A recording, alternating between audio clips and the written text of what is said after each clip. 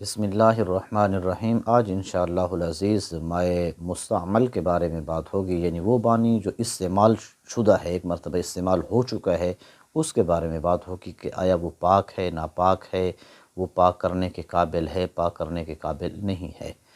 تو اس کے اندر تین صورتیں ہیں، دو صورتوں میں تو اتفاق ہے اور تیسری صورت کے اندر اختلاف ہے۔ پہلی صورت یہ ہے کہ اگر پاک چیز کے اندر اس پانی کو استعمال کیا یعنی غلہ ہے، سبزی ہے، پاک کپڑے ہیں، ان کو دھونے کے لیے بھی پانی کو استعمال کیا گیا، تو اس میں تمام اماموں کو اتفاق ہے کہ ان کے استعمال کے بعد بھی وہ پانی پاک رہے گا۔ دوسری صورت یہ ہے کہ اگر پانی سے نجاست حقیقیہ زائل کی گئی، تو اس میں بھی سارے اماموں کا اتفاق ہے کہ وہ پانی مائع مستعمل جو ہے، جس کے ساتھ نجاست حقیقیہ کو زائل کیا گیا ہے، بالاتفاق وہ پانی ناجس ہوگا۔ تیسری صورت جس کے اندر اختلاف ہے کہ اگر پانی کو نجاست حکمی کے زائل کرنے کے لیے استعمال کیا گیا یا قربت اور ثواب کی نیت سے اسے استعمال کیا گیا، تو اس کے اندر مختلف رائے ہیں، مختلف مذہب ہیں، اماموں کا اس بارے کے اندر اختلاف ہے۔ امام مالک اور امام شافعی علیہ رحمہ کے نزدیک وہ پانی طاہر بھی ہے اور مطہر بھی ہے، یعنی خود بھی پاک ہے اور آگے پاک کرنے کی صلاحیت بھی اس کے اندر موجود ہے۔ نجاست حکمی کو زائل کرنے کے بعد وہ پانی بھئی نہ ناجس ہوا ہے، یعنی نہ ناپاک ہے بلکہ پاک ہے اور آگے پاک بھی کر سکتا ہے۔ امام ظفر علیہ رحمہ نے مائع مستعمل کی دو صورتیں بنائی ہیں۔ آپ فرماتے ہیں کہ مائع مستعمل کے طاہر و مطہر ہونے کا انحصار وہ پانی کو استعمال کرنے والے پر ہے۔ پانی کو استعمال کرنے والا شخص، یعنی جس نے پانی کو استعمال کیا ہے، اگر وہ باوضو شخص ہے اور اس نے ثواب کی نیت اور قربت کی نیت سے دوبارہ وضو کیا ہے، تو یہ پانی جو ابھی اس کے وضو میں استعمال ہوا ہے، یہ طاہر بھی ہے اور مطہر بھی ہے، یعنی خود بھی پاک ہے اور آگے پاک کرنے کا اہل بھی ہے۔ یہ ایک رائے ہے۔ امام ظفر علیہ رحمہ دوسری بات یہ بیان کرتے ہیں کہ اگر استعمال کرنے والا شخص وہ بے وضو ہے اور اس نے وضو کرنے کی خاطر اس پانی کو استعمال کیا، تو اب یہ پانی طاہر تو ہے لیکن مطہر نہیں، یعنی خود تو پاک ہے لیکن آگے کسی کو پاک کرنے کا یہ اہل نہیں رہا۔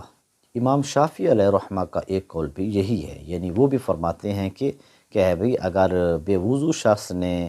پانی کو استعمال کیا تو وہ طاہر ہوگا لیکن مطہر نہیں رہے گا۔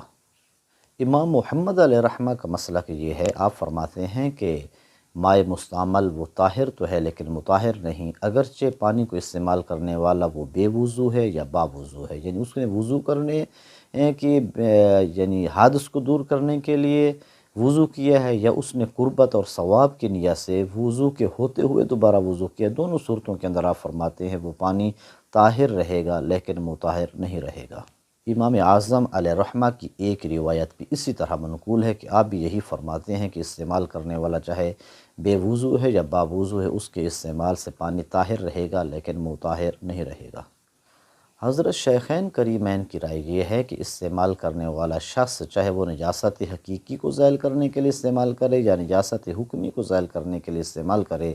وہ پانی ناجس ہے، نہ طاہر رہتا ہے اور نہ ہی مطہر رہتا ہے۔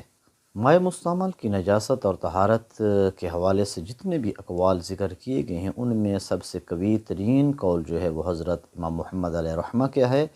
کہ مائع مستعمل وہ طاہر ہے لیکن مطہر نہیں ہے۔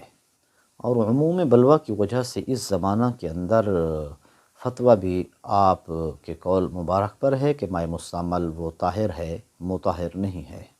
پھر ہر امام نے اپنے اپنے قول پر دلیل دی ہے، تو ہم سارے اماموں کی دلیلیں پیش نہیں کرتے، صرف امام محمد علیہ رحمہ جن کا قول قوی ہے اور ان کا استدلال بھی قوی ہے، تو ہم فقط ان کی دلیل کو بیان کرتے ہیں۔ امام محمد علیہ رحمہ دلیل یہ پیش کرتے ہیں کہ بھئی محدث کے جو اعضاء ہیں وہ بھی پاک ہیں، اور جس پانی سے وہ وضو کر رہا ہے وہ پانی بھی پاک ہے، تو پاک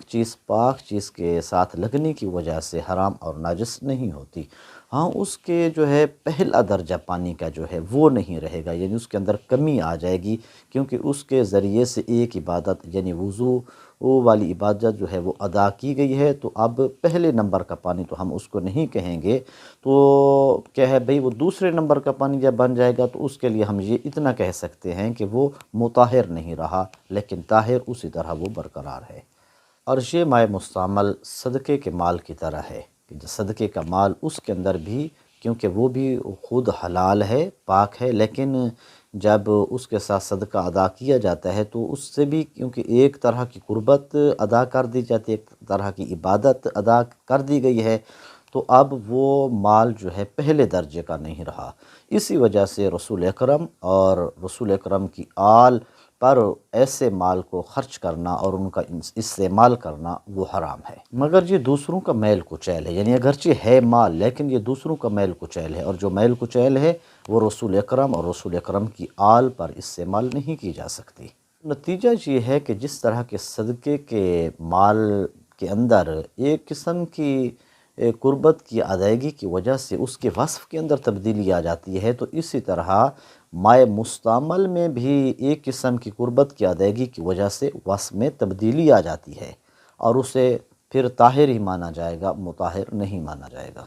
اور امام محمد علیہ رحمہ پانی کے پاک ہونے پر، طاہر ہونے پر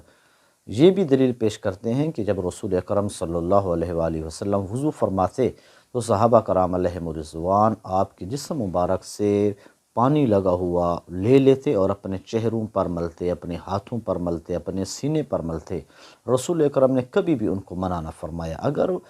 مائع مستعمل وہ نجس اور حرام ہو جاتا ہے تو ایسا ممکن نہ تھا کہ آقا کریم علیہ السلام ان کو منع نہ فرماتے۔ رسول اکرم کو ان کو منع نہ فرمانا اور صحابہ کا یہ عمل کہ مائع مستعمل کو اپنے چہروں پر، اپنے سینوں پر ملنا اور اپنے ہاتھوں پر ملنا، یہ اس بات کی دلیل ہے کہ مائع مستعمل وہ نجس اور حرام نہیں ہے بلکہ وہ طاہر ہے۔ ہاں، اس کے اندر اتنی بات ہے کہ پہلے درجے کا نہ رہنے کی وجہ سے اب وہ مطہر نہیں رہا، یعنی اس سے دوبارہ وضو نہیں کیا جا سکتا، غسل نہیں کیا جا سکتا۔ وہ پانی کیا ہے بھئی، پاک کرنے کا اہل اگرچہ نہیں رہا لیکن وہ خود بذات خود جو ہے وہ پاک ہے۔